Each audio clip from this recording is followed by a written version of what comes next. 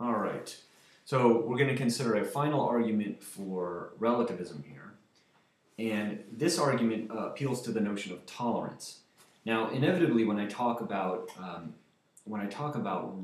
morality and relativism with students, at some point somebody appeals to the notion of tolerance. And it's suggested that we need to be tolerant of the beliefs and the practices or habits of other people, and people seem to think that some people seem to think that this itself implies that some kind of relativism about morality is true. So that's what we're going to look at today.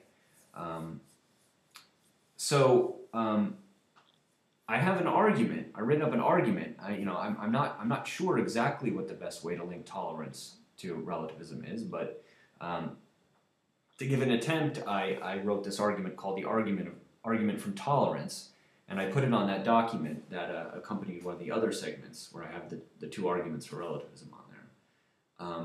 And the argument goes, you can see it in front of you if you open the document, but it goes like this. First premise says, if moral facts are objective, then we shouldn't be tolerant of the beliefs and practices of others. The second premise says, but we should be tolerant of the beliefs and practices of others. Therefore, the conclusion, moral facts aren't objective. Right? So let's try to make this plausible, at least sort of show the motivation for the argument. Well, let's start with the second premise, right? It says we should be tolerant of the beliefs and practices of others. Now, I take it that I probably don't have to do that much to motivate that to you folks. The value of tolerance has a high place in the hierarchy of the values of contemporary culture. Right? I mean, everybody seems to think it's very important to be tolerant of other people, and I probably don't have to convince you guys of that. You probably already accept that as being true. So let's go ahead and move to the first premise. It says, if moral facts are objective, then we shouldn't be tolerant of the beliefs and practices of others.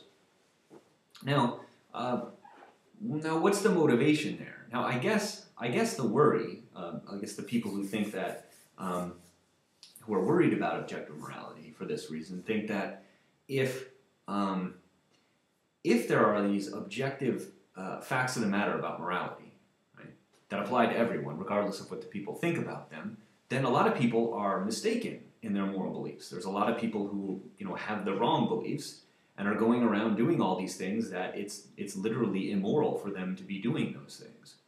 And you might think that, well, those of us who have the correct moral beliefs, or whoever has the correct moral beliefs, that they shouldn't tolerate these other people, these other immoral people, right? I guess that's the idea, right? Now, okay, with that in mind, let's consider whether this is a good argument. So there's a couple different things to say about the argument. I mean, one thing that's worth noting is that if you take a look at the second premise of the argument, right, which says that we should be tolerant of the beliefs and practices of others, that appears to be on the face of it a moral claim. I take that indeed is a moral claim.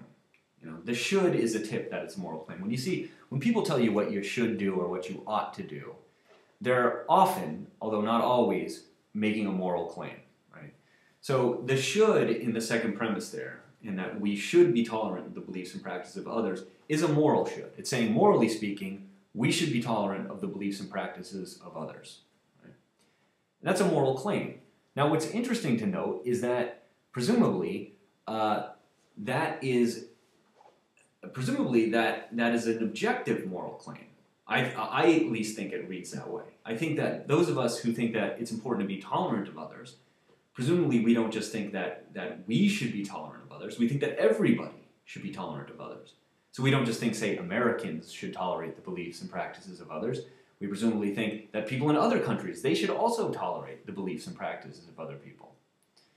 Now, the reason I'm pointing this out is that if the second premise is making a kind of objective moral claim, then there's something very bad about this argument, because the argument is self-undermining. Because the conclusion of the argument are that there are no objective moral facts. But if the second premise itself is being asserted as an objective moral fact, well, there's something very funny about this argument, right? It's kind of, it's kind of using something that it's saying doesn't really exist, or appealing to something that it's also saying doesn't really exist. So there's a kind of funniness about this argument in that way. Now, I'm not going to dwell on this. I'm not going to dwell on this. Perhaps there's a way for a relativist to get around this. The relativist could say, well, when I assert the second premise, I don't mean to be saying it as an objective moral fact. I just mean that, we, those of us who believe it, should be tolerant of the beliefs and practices of others. So the relativist could kind of try to claim that, try to give a kind of relativist reading of the second premise of the argument. Perhaps that works. Let's just say that it does, and let's focus on the first premise of the argument instead. Because I think that the relativist, regardless of what he says about the second premise, he's going to have problems with the first premise of this argument. So, the first premise, again, is if moral facts are objective, then we shouldn't be tolerant of the beliefs and practices of others. Now, to understand whether that's a good premise or not, we should think a little bit about what it means to be tolerant. Now, in our country, we have a long tradition of toleration, religious toleration, right? Letting people do their own thing, so to speak, when it comes to their religious beliefs and practices. And we also think that we should tolerate the behavior of others to a certain extent, right? Even when we don't agree with it. I'll give you some examples of that in a moment, but let's note first that we don't think that there are no limitations to toleration. Even those of us who accept the value of toleration think something like, there are certain things that we wouldn't tolerate, nor should we. So for example, if somebody walked into the classroom when we were having class and started punching students in the face randomly and taking their possessions from them, we wouldn't tolerate this. Right? We wouldn't tolerate that, nor should we. Right? And you can think of other situations like this where people cross some kind of line, and their belief, and their behavior should not be tolerated. We think that it's unacceptable, we think that it's immoral, and we won't tolerate it. Now, so not just anything goes if you accept the value of toleration. Now, there are some range of behaviors that we think we should tolerate, right? So let's say you have a friend. Here's an example. Let's say you have a friend, and your friend is cheating on her boyfriend, and you know about this. She told you about it. And you don't know the boyfriend, but you've been friends with this girl for a long time, and she told you about the situation. Now, you might think she's doing the wrong thing. You might think, oh, this is really bad. She shouldn't be doing this. Maybe she's doing it in a really deceptive way, and just really, you feel like she's really just manipulating and using this person for her own enjoyment, and just not really being not really treating him with the dignity that he deserves, right? Yet you may tolerate it in the following sense, in that you may not sever your friendship with the girl. You may not contact the boyfriend somehow and let him know what's going on, right? You kind of tolerate it. You let her do her thing, even though you disagree with it. Likewise, take the example of vegetarianism that I mentioned in one of the previous segments.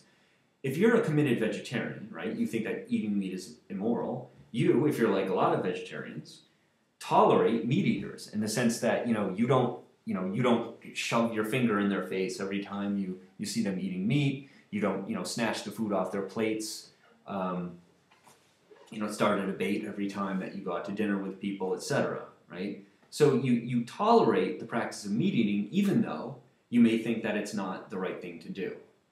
Now, what we should note about this is that it means or suggests that we can believe that there are objective moral facts, yet still tolerate other people, right? So you could think that, oh, my friend who's cheating on her boyfriend, she's acting immorally. That's not the right thing to do. Yet you can still tolerate it in the sense that you're not going to intervene. You're not going to sever your friendship. And likewise with the vegetarian case. Right? Now, why tolerate? If we think that, how can we reconcile the idea that we think that somebody's doing something immoral, yet we tolerate it? Well, here's an idea, because we value people's autonomy and their freedom, right? So we think, so there's these values that we have to balance. One is recognizing the immorality of a situation and wanting to do something about it, or wanting it not to happen because it's bad or wrong. But the other value, is people's autonomy and liberty. So you might think, well, take your friend who's cheating on her boyfriend. You might think, she's really doing something bad. She should not be doing this. This guy's getting hurt. But at the same time, you think, I have to value her autonomy. She as an individual has the right to make choices for herself. Has to learn and grow as a person, has to make mistakes herself, including moral mistakes. And perhaps this is why we tolerate people's moral failings, what we perceive as people's moral failings. Right? The vegetarians can think, well, meat eaters, if you're a vegetarian, you might be convinced, you might think meat eaters are making a moral mistake.